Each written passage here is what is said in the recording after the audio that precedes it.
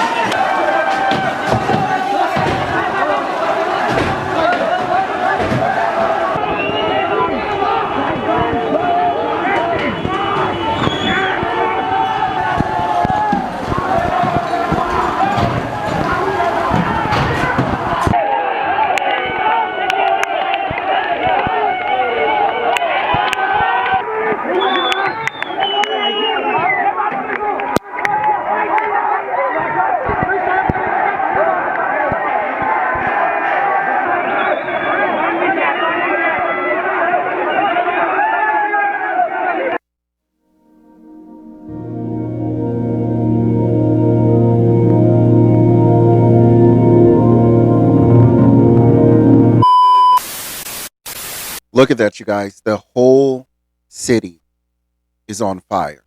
Now, for those people who are unfamiliar about this story and what's happening in Nepal, I'm sure you're wondering what's going on and how did this occur. Well, there were a number of things that actually led up to this.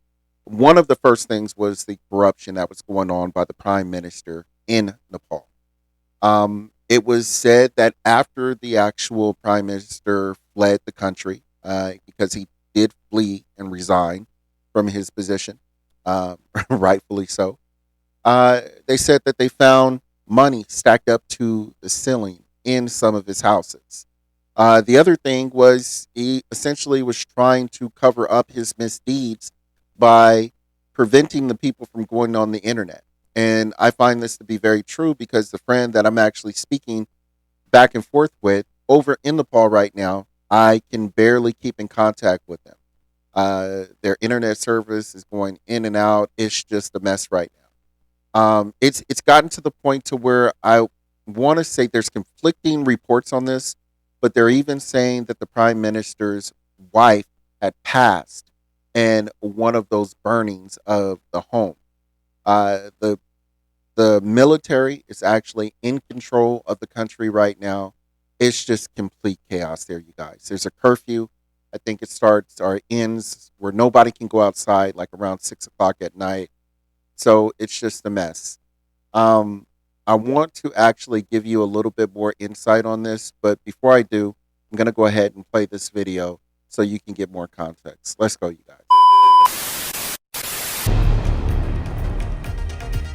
Good evening and welcome to Left, Right and Centre. I'm Vishnu Shom. In a stunning turn of events shaking the Himalayas, Nepal's Prime Minister KP Sharma Oli resigned amidst the raging Gen Z protests, and we now know the name of the likely interim head of Nepal. Sushila Karki is the first woman Chief Justice of the Supreme Court of Nepal, and it does appear that the protesters, the Gen Z protesters, the young protesters, want her to be their interim leader. The only real authority figure in Nepal at this stage is the army chief.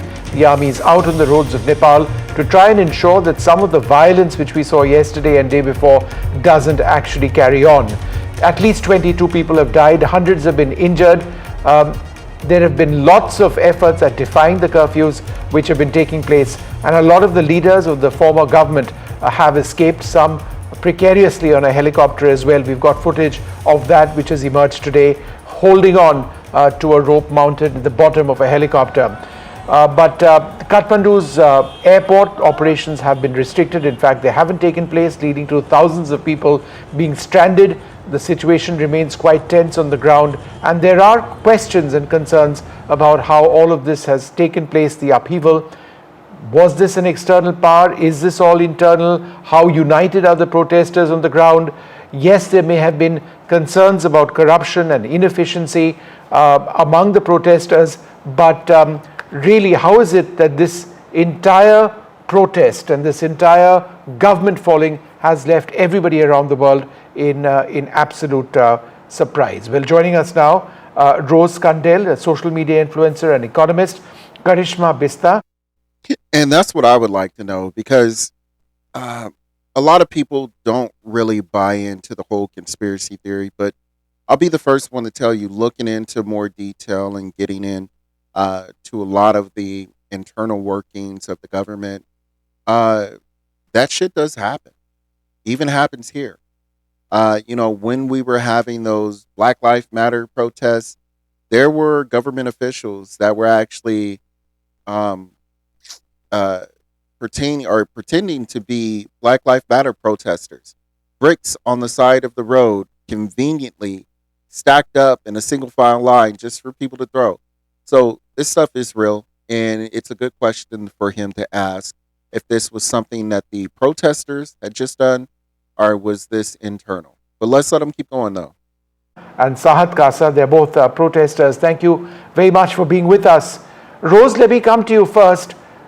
You will have an interim leader now, Sushila Karki.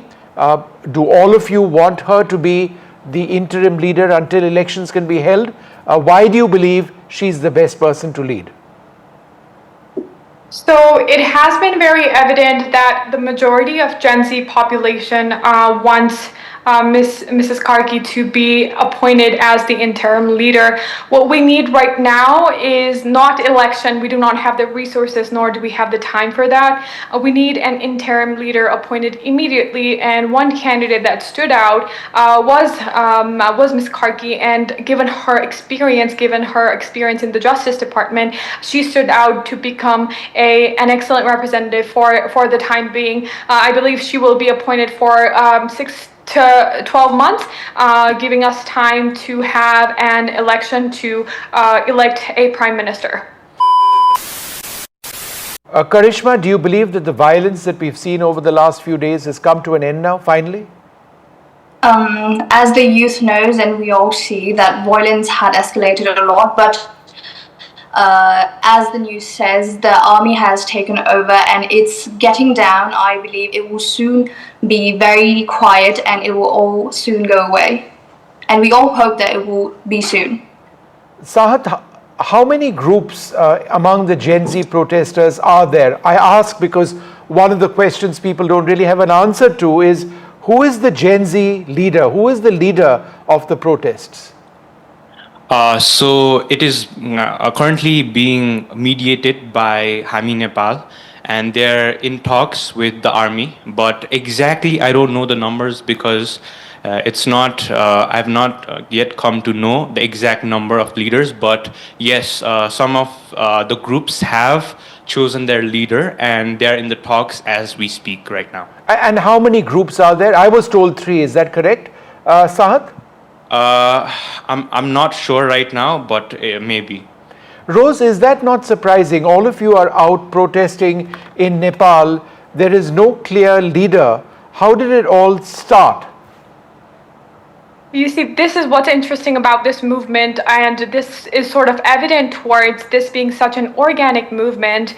There has been a lot of international speculation about whether there were external forces or external biases behind this. But this sort of shows that, this particular movement, that's just the Gen Z movement, that the part that wasn't infiltrated by other political agencies, this particular movement is only done by Gen Z and only with the leaders that came in from different groups. Now, I wanted to go ahead and stop right there because I wanted to overlay everything that's going on over in Nepal with the experience that we Americans had right here in the good old US of A on January 6th. Now, there are a lot of different factions and beliefs when it comes to what happened on January 6th, but I'm not here to talk about that. I'm not here to take sides for either or. My objective here is to show you the similarities of what's going on right now over in Nepal and what happened on January 6th here in America. And if you look at the video, it is very similar. It is strikingly similar. Let's go ahead and play the clip.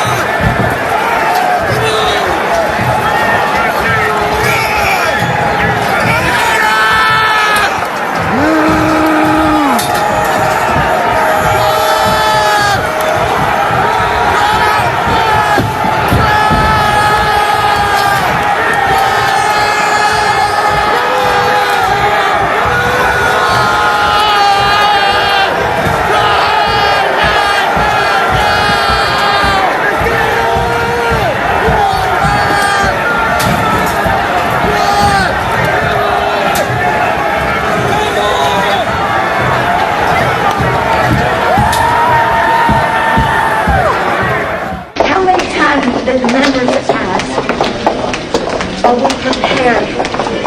Are we prepared? We're not. Prepared for the worst. We're calling the National Guard. Now, should have been here to start out. This is ridiculous. You're going to ask me in the middle of the thing when they've already breached the inaugural stuff that should we call the Capitol Police? I mean the National Guard? Why weren't the National Guard there to begin with?